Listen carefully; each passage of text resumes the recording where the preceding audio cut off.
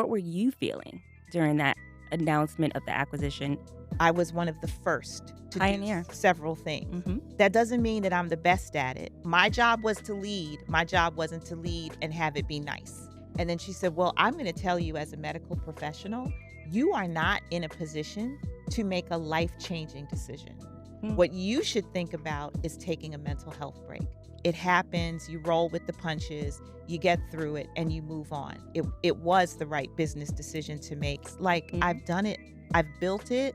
I sold, I've bought it back, I've been dragged on Black Twitter, I've been praised on Black Twitter. Like, it's all Mhm. happened. What advice would you give to Black women founders?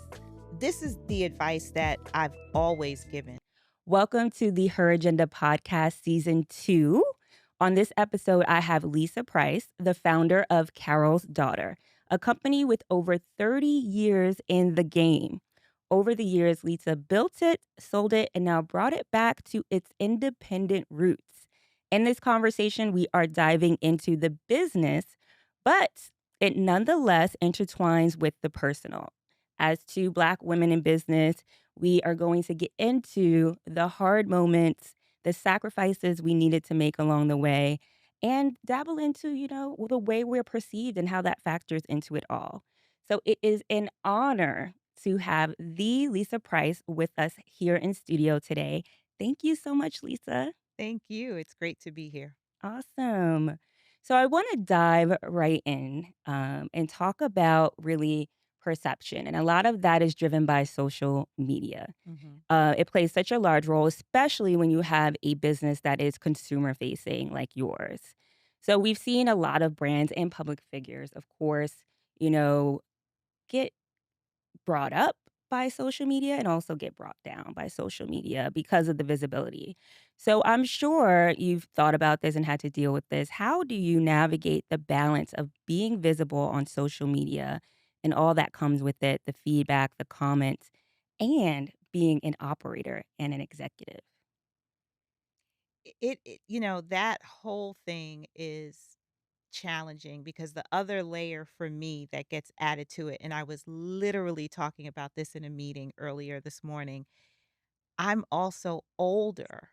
So I did not grow up with social media being a way that I communicate. I grew up talking to my friends on the telephone, whoever they were, whatever handful of people that was. Young people today grow up with the friends that they talk to over the telephone, but then they have the friends that they may never actually meet. This way of expressing and sharing. So for me, social media was a business tool. It was not a personal platform. And today you have to share a bit of your personal platform because the algorithm really doesn't work if everything that you do is business, business, business, sell, sell, sell. Yep. So as entrepreneurs today, we're also becoming creators and becoming people who sit in front of the camera and share something personal. So it's a very interesting balance. I believe that when it comes to dealing with the negative side of it, I've had a lot of experience with that, and I'm a lot tougher than I used to be, so Mhm. it won't bother me as much when it happens today, and I share only what I'm comfortable sharing. Okay.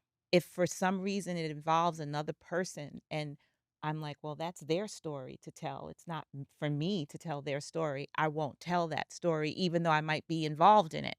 Mm. Um, and then if I feel that I may not have the bandwidth to have it picked apart, Yeah. then I won't share it. Yeah. So I share what I'm comfortable with. But I Okay. think that filter is easier for me to exercise because I didn't grow up with this. Yeah. And I'm curious, how do you work it into your workflow, right? Because it can be a time consumption task. It looks simple, like a 30-second It video, is but it not takes simple. time. Fortunately, because of where I am in the brand now, I have a social media manager, and I just said to her today, I said, "You are gonna have to drag me kicking and screaming." I said, "You have to come to my house, and you have to film me." and then show me how that content gets integrated. Because she'll say to me, just set up a camera in the bathroom when you're putting hair gel on your hair and let everybody see that, like, you use your own hair gel and how you use it. And I'm like, yep, no, when you come the next time, show me how to do the camera because I'll have it propped up next to the soap, the wrong angle, the whole thing. Yeah. But once you show me, I'll know how to do it. Okay, Yeah. you're better than me. And so I'm a millennial and I grew up with social media, right? And so I was early. I was an early adopter. So I was on Snapchat when it was a new thing. Now I'm over it all. I don't want to do it.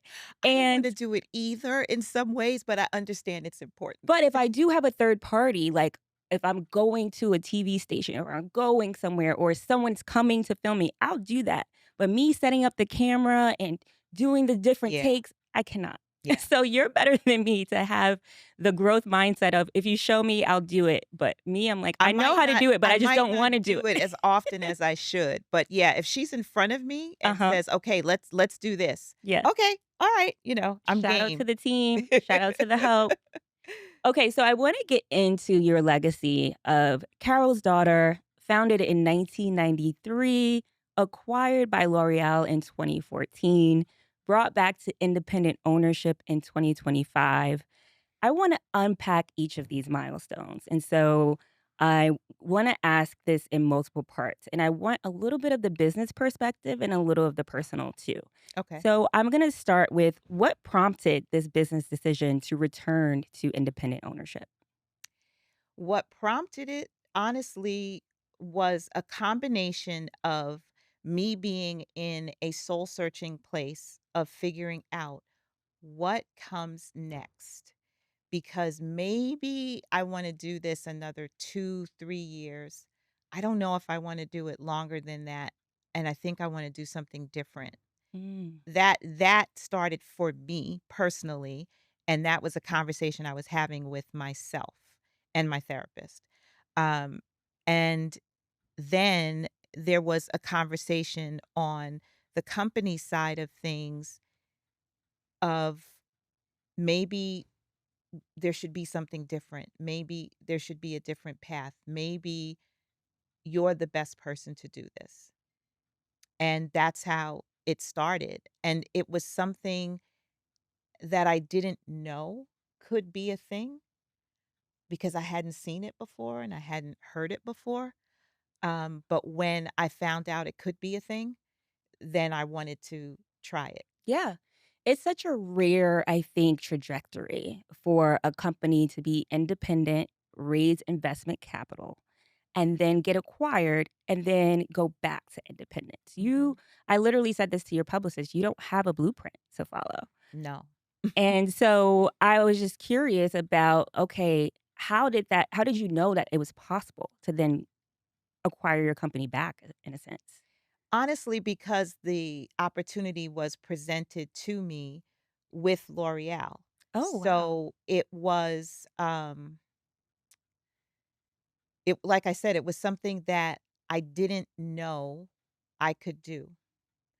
And, a lot of people gave me flack for selling to L'Oreal in the first place. There were people who made assumptions that, they just wanted to tear the brand down and make it into what they wanted it to be. There were people who didn't think that I was involved for 10 years.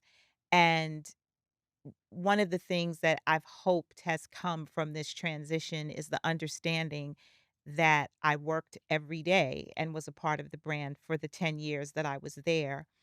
And that the last thing that they wanted to do was to break the brand Mhm. or drastically change it. They wanted it to grow, Yeah. but not for it to be broken. And it never really grew the way that they expected it to.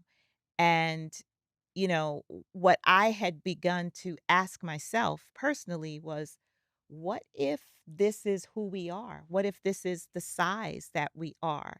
It's not bad to be a $35 million brand per year, but it can feel bad if your goal is to be 100.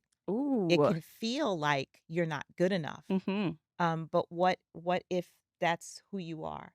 And maybe one day you'll be 40 and maybe one day you'll be 50, but maybe you won't be 100 million. Yes. That doesn't mean that you don't have worth. Mhm. And this conversation allowed for that type of thought process. Mm. And then your business partner also made the pathway seem clear, I'm sure, to a certain extent. How did you 2 connect? Joe Wong. We connected through L'Oreal. Okay.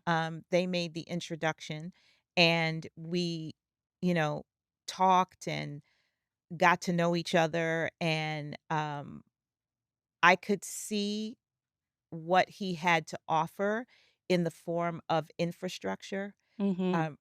I remember when the process first started and I was talking to my lawyer, and my lawyer said, "Well, you do have the opportunity to go out and fundraise on your own, but you have to decide, do you have it in you to build an infrastructure and get a warehouse and pull together a team, because you're a functioning company that has to transition into a new functioning company." Yeah. And before I could really think, my mouth opened up and said, Nope. "Absolutely not." Nope. No.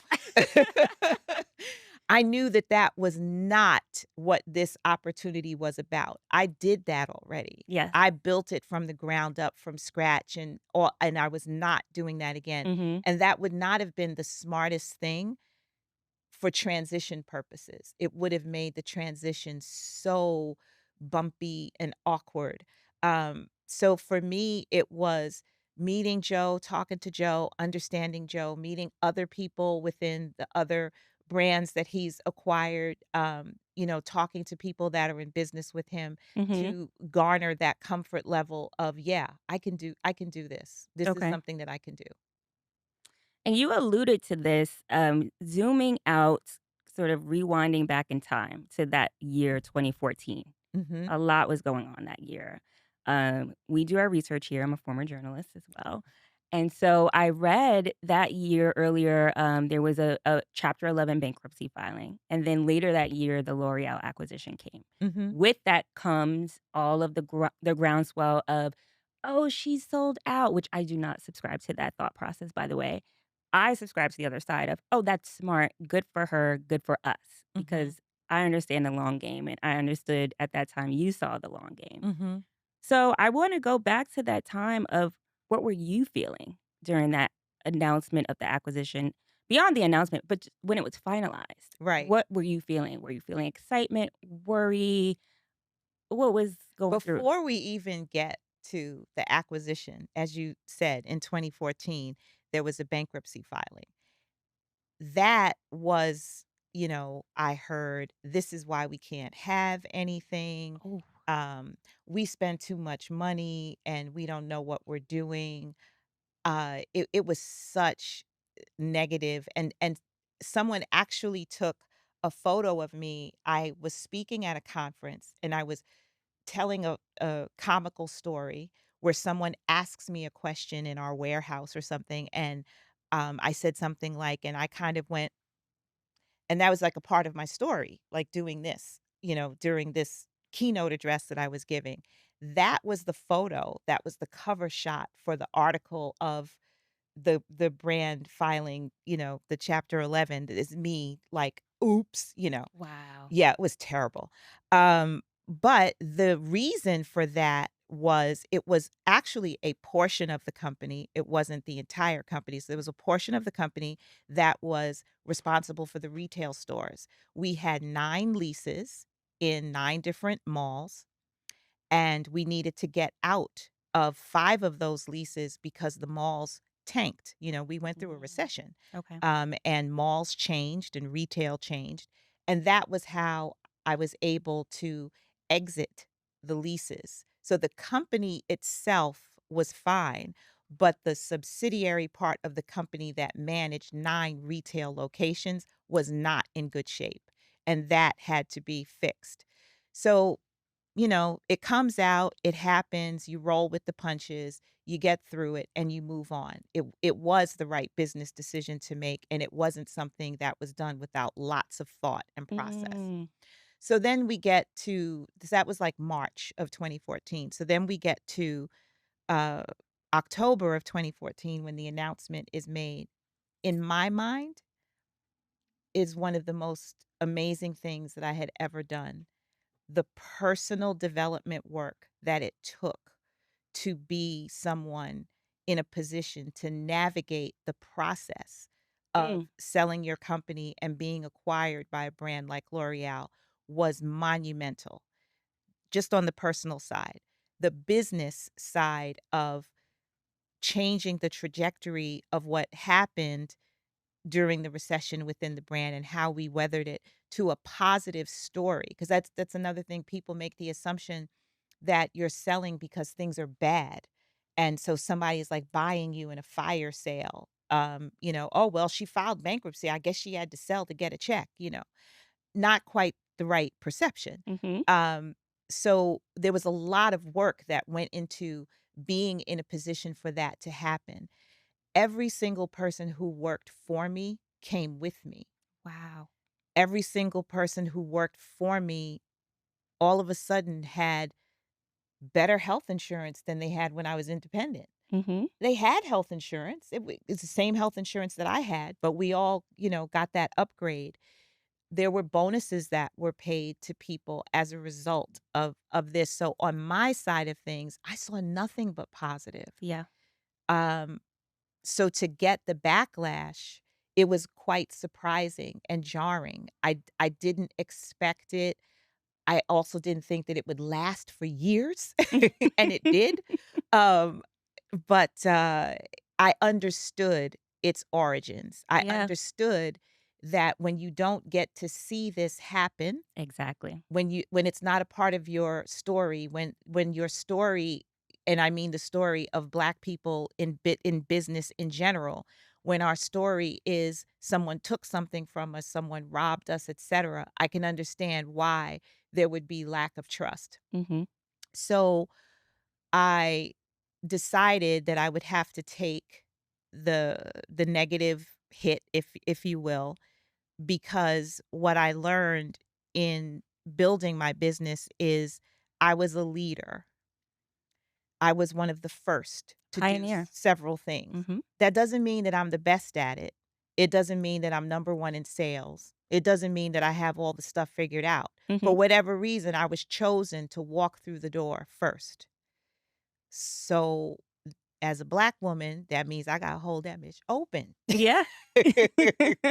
That door has to stay open because I know there's others that are trying to do the same thing, and we finally got the door open. So I accepted this is the role. This is what I have to do. And then the next person that does it, maybe they'll get some flack, but they'll get less. And then the one who comes Yes. after them, and We have over to time, normalize this. right, over time it'll be normal. That my job was to lead. My job wasn't to lead and have it be nice. Mhm. So, Yeah. yeah, I'm tough, so it's okay.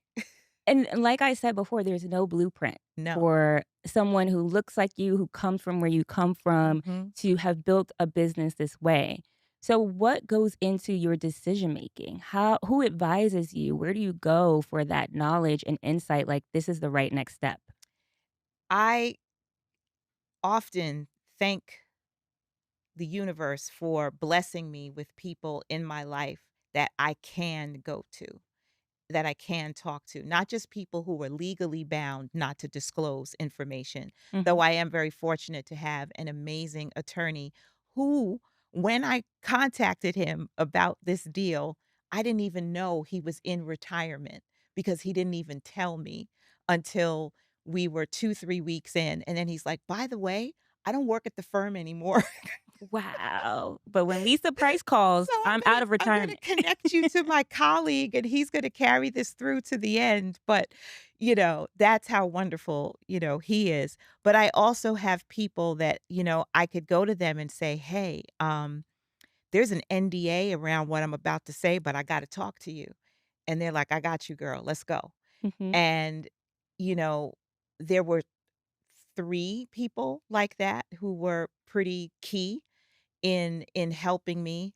My husband has always been, aside from my mom who passed away in 2003, my biggest cheerleader. Yes. And is very good at listening, understanding, pointing out what concern there might be Yes. without, as he would say, poo-pooing the whole idea, Okay. um, And you good at got constructive married the year criticism. you founded Carol's Daughter, No, right? we were married in 1991, and Okay. Carol's Daughter was founded in '93. Okay. So we've been together for a long time in Yes. this. But honestly, with this particular decision, I just knew from here, from in my heart, I knew It was this time. is it. And I kept hearing when I would do the things that one should do, right? Talk to the attorney and read and go over. I would hear, "Okay, okay, but you know you're good, right? I got you. I got you. This is gonna be fine." That was what I kept hearing and Mhm. feeling through the whole process. So I never really felt stressed Okay. about it.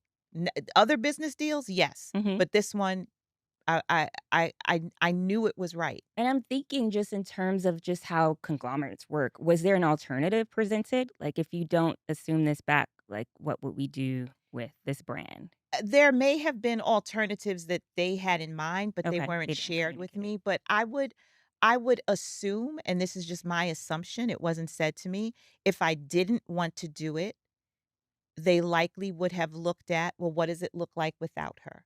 Because she Mhm, doesn't wanna do this, which is my right. I could want to retire, but that wasn't the case. I mhm. I wanted to do it, so Yeah. I never got to find out what could have been. Okay, good thing for us. And so I mentioned that there's not many that has followed this trajectory, but, Black Opal was acquired years ago and then bought back by Fashion Fair's CEO, Desiree Rogers. Mhm. And so, just keeping that in mind and just everything that's going on with Black women and entrepreneurship, what do you feel your control of Carol's Daughter is going to bring to the marketplace? You mentioned a restored commitment to the customer, many things like that, but what do you Mhm. have in mind for what control means in this new era?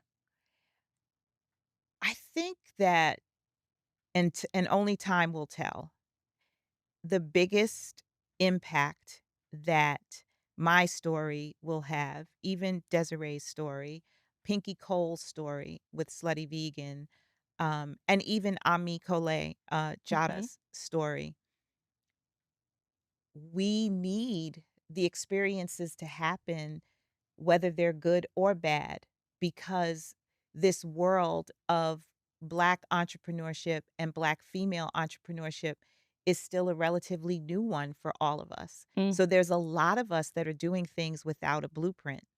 And so the more that those of us in it step into positions where we share and where we're transparent. I love that Jada let us into her decision to close Ami Coley. yes. She didn't keep it private, which she totally could have. Mhm. She said, "Hey, let me explain what's happening here," because it gives another entrepreneur a visibility into a world that maybe she's navigating too, Yeah. and she sees how this plays out. Maybe it opens up thoughts for her on what she can do. So I think all of our stories being shared is what is very important, because there you can feel as if you're the only one.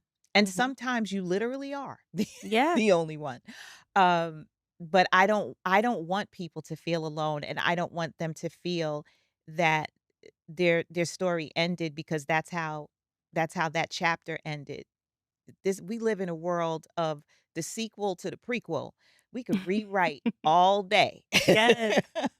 Yes, and there's so many ways to navigate business hardships too, and I think that that is something we need to see more of us stepping in it, the Mhm, good, the bad, and the mhm. ugly.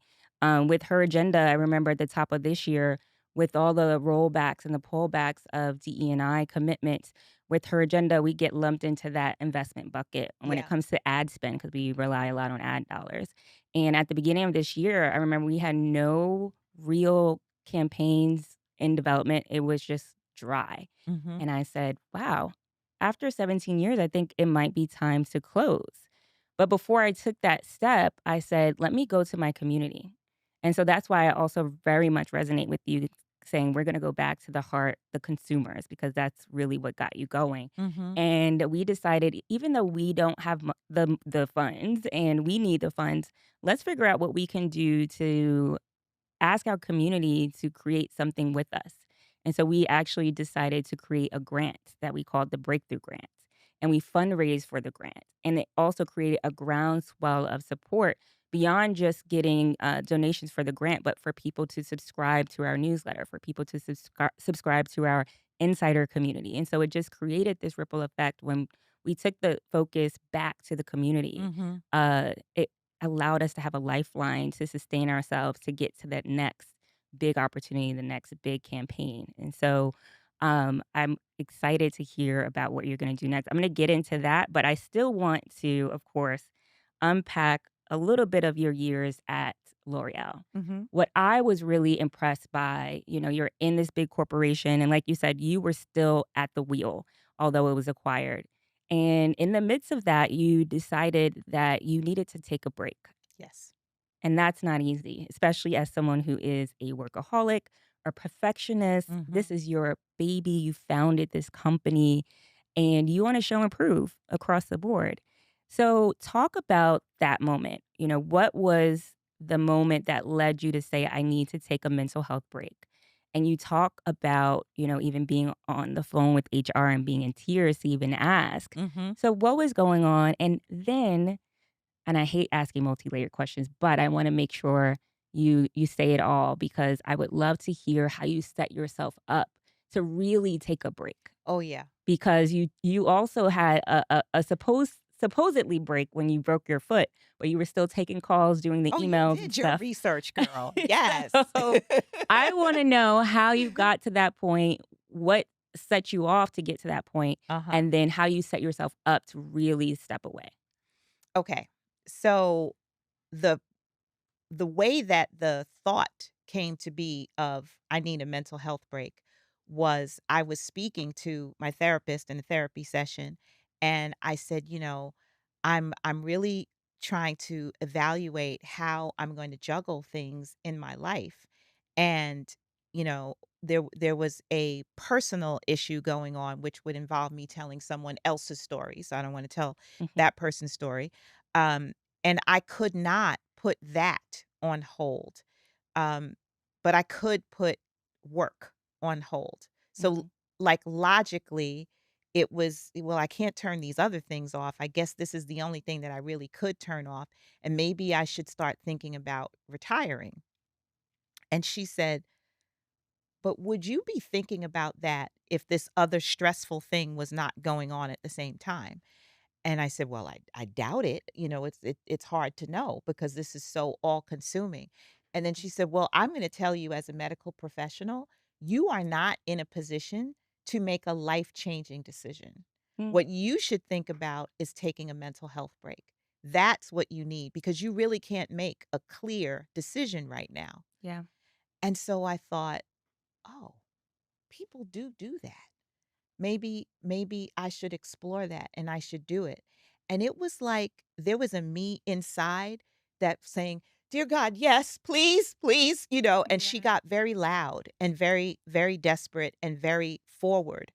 So when I scheduled the call with HR, I really thought that it was going to be, well, let's work out the logistics of what this looks like because we were, Carol's daughter was partnered with The Color Purple, and The Color Purple was coming out December. I was supposed to be going to the red carpet event. We were going to be hosting a screening of it in Brooklyn. And I had done all of this work. And technically, if my leave began immediately, legally, I cannot be at a work event. So I didn't want to miss something so monumental that yeah, had come, our way. It was late October, early November. I got on the phone to work things out to say, "Hey, I want to finish the Color Purple stuff and then, let the leave begin official January. I'll take my holiday break as I usually do, but I won't come back January 1st, and then I'll be out the top part of the year." I could barely get through that conversation. The person said, "Good morning, Lisa. What do you want to talk about?" I haven't taken I just I can't. Gosh. And I started sobbing, and I couldn't believe that I was that fragile because I actually had like my list and my notes and Mhm. so of course like the leave was granted like you do what you need to do. You get back to us and tell us what you can and can't do. Okay. Um, but that recognition of I couldn't even hold it together for the conversation. It was so profound that this person felt it on the other side and just said, "Okay, stop. Mhm. You're not working anymore. You're not working anymore. You let us know when you're ready to do things." Yeah. Said to me, "You let this go on too long and you have to do this right." Mhm. So when the break began, I did not text. I did not email. I I just didn't do it. Yeah. And it was because that conversation went the way that it was. Because I promised there was no tear, there was no tremble. I had my notes, I was ready to speak. And as soon as I opened my mouth, I started to sob. Yeah. So it was a realization that this was long overdue. Your body spoke for you. Yeah, yeah. Yeah. And I'm so grateful that I took that time Mhm. because when I came back, I was renewed. I had a different perspective of looking at things. I was healthier physically. I was healthier emotionally. Okay. And I could say no. Mm. And understand that you could take a break and everything will still be there when you Everything was get still back. there. And my team did a great job. Mhm. And they missed me, Wow. you know? And it was, yeah, So wait, did you do the Color Purple promotion or did you I skip it? did. Okay. But that was the only work that I did. Okay. Yeah. How was And then that? I was out from January till May. How was that? It was amazing. Oh my It was gosh. amazing. Yeah. Yeah. You and Oprah have a long history. I have a sign in my living room at home that said, "Sophia, home now. Pass them peas." Amazing. Wait, do you have a favorite moment from that time? I mean, it was just right before your break, and I'm sure things were on a high.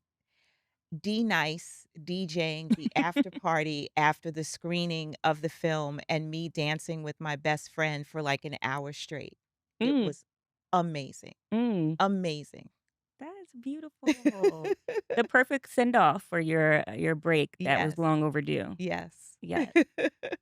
Okay, so while I have you here, I would be remiss to not talk about, and we alluded to it, advice you have for Black women entrepreneurs, especially when it comes to beyond getting started, but growth and scaling. What's your perspective on that? What advice would you give to Black women founders? This is the advice that I've always given. So when times were good, when they saw us and they valued us and they sometimes gave us a little money, um, and when they didn't. And, now we're somewhere in between. Know what is your why. Mm, Understand your passion. Pivot when you need to pivot. Listen to your gut. All money is not good money. Sometimes you have to walk away in order to come back stronger. mhm, Um, Sometimes the walk away is not permanent. And make decisions as best you can from a place of clarity and peace. If you mm, are in turmoil, don't make the decision. okay, Walk away from it and calm down because it's not going to be the right long term decision if you make it in turmoil and in crisis. mhm, And we have to remember that we write the story while we live the story. And there was I feel like this period that we're in now is we got to live for a little while feeling seen, mhm, feeling understood. And not just Black women entrepreneurs, Black people, period. yep, Having conversations with people after George Floyd and getting them to understand that our children are not like their children. And when our children go out at night after a school event, it's not the same as it is for other people. And for them to listen and understand that story and learn, wow, I didn't even know that. There were a lot of people who said that to me. I did not know that that was your reality. Yeah. There was an assumption that the reality existed because of economics, not because of skin color. So a person like me, my son is supposed to be safe and fine because Mhm. I'm his mom, but he's not because he's browner than I am. So he's not safe ever. Exactly. That felt good for somebody to see it and acknowledge it. And now it's as if everybody's pretending that it didn't happen. Mhm. So there's this feeling of being gaslit. And I have to remind everybody, you're not being gaslit. It was real. I was there too. I get it. I see it. There are some people choosing not to see it, but it doesn't mean that it's not real. Mhm. So as long as we stick together and talk to each other and remind each other, yes, it was real, it is real, and we're still here, we'll get through it. But we can't make them see. Mm. Yeah. We can't make them see. They might have to live through their own whatever Yeah. to be able to see, but we see. Mhm. And that has nothing to do with how do you raise capital, how do you this, how do you that. And I think that's because that's not my role in this. I think about your heart and your spirit and your health because you have to focus on those things and the other stuff figures itself out. It Mm. really does. But if you don't focus on those things, you're going to fall apart. Yeah. You talk a lot about therapy and having your trusted circle, beyond just the legal help, but also just your circle. What does that look like? Do you have group chats, WhatsApps? Do you do dinners every month? What does that look All like in of terms of the above. manifesting? All of the above. There are people that I reach out to and I'm like, "Okay, y'all gotta pray. I can't tell you what's going on, but y'all gotta pray." Mhm. Because those are the people that I know when they pray, they just pray. They Yeah. don't care what's happening. They don't need all the They have details. a direct They're line. just there. And then there's people who are really good at separating the emotion from the business. Mm. And when you need that information, you know, you gotta go to them. There's an entrepreneur that I am so blessed to call a friend that, you know, I called her and I said, "You are gonna understand this better than anybody else." And she said to me, "Hell yeah. Hell yeah, do it." Mhm. And I said, "Okay." And then she said, "You're ready, right? Like you want to do it." And I said, "Yeah." My mouth answered before my brain told it what to say. And she said, "Okay." And then she, you know, she gave me some advice and she said, "The one thing that I want you to do is go to the person that you're supposed to work with and make sure you look him in the eye and let him know who you are." She Mm. said, "Don't hold anything back. Don't not be honest. Be honest because this is going to be a really important relationship. And in business, we don't always have time to really get to know each other the right way." So she said, Yeah. "You got a speed date without the speed part." She said, Just Mhm. lay it all out there. Just look him in the eye and be like, this is who I am. Yeah. This is who you're going to work with. Now, who are you?" Okay. And she was right. She was right. And that worked. What did that process look like for you then? The process of Of the this is who speed I dating or am. the not speed It speed it dating? was it was it was a Saturday where we had a really good 2.5 hour conversation that I know for a fact that younger Lisa would not have been able to do, Mm. where I said, "This is what I came from, and this was the experience that I had before, and I'm not reliving that. So what we do has to be different from what that was." Mhm. And that's the conversation went from there, and it was 2.5 hours of laying it on the table. That is powerful because having hard conversations and transparent conversations with someone you're just getting to know is not Mhm. easy, but it is necessary to your point. It is. Yeah. I've always equated these business relationships to marriages as an analogy, Yeah. you know, and sometimes you have an arranged marriage, and sometimes you have a marriage that's a marriage of love, and then you have marriages of convenience, um, but having conversation around that marriage and documentation around that marriage and Mhm. prenups and all of that, That's what your business deal is. That's the responsibility of your attorneys to say, "Okay, I know you're in love and everything's great, but what happens if you come home and you find so and so with so and so? What Mhm. happens then?" Yep. I don't wanna think about that. Everything is wonderful. I know, that's my job. Yeah. Yeah. And it's the same in business, when you're getting to know each other, you're in your honeymoon period and everything is great. You have to know what happens when the honeymoon ends. Yeah. So I want to close us with talking about this new era of Carol's daughter. You said in an interview that this next chapter is bolder, it's fearless, it's about innovation. It doesn't just follow trends, it sets them. So, what does that entail? Let's get into it. I cannot tell you what is happening for 2026 because Hmm. it's too soon for me to share that information, but you people will see it unfold. I am in this position of being a person who started a beauty company in a kitchen with recipes, Hmm. cooking on a stove. And then I got to work for 10 years in a company with amazing labs and chemists and fragrance houses and access to the science behind the kitchen things that I learned how to do.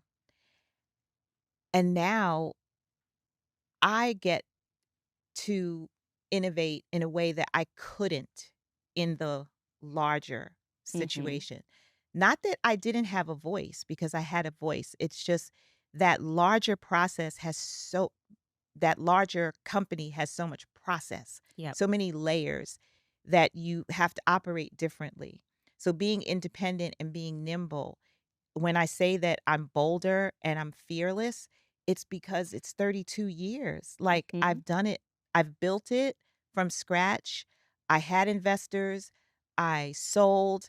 I've bought it back. I've been dragged on Black Twitter. I've been praised on Black Twitter. Like, it's all Hmm. happened, right? So what is there to be afraid of? Yep. I'm really not afraid. Um, and if something scares me, I'll get over it. I have people. I'm not all by myself. So it does make me feel bolder. It does make me feel fearless. Doesn't make me feel reckless, but it does make me feel fearless. Hmm. And I can innovate from my heart and from my roots and from things that I learned from my nana in the kitchen, but then I can also add the science. Yeah. So it's not just a story about an ingredient that I learned about from my grandmother that she grew in her backyard in Trinidad. Hmm. It's also, but that ingredient does this and does that. Hmm. And the being able to work with a chemist who gets that and a chemist who has more of a skincare background and a biochemical background that he's now applying to hair, like the 2 of us together, forget it. Mm.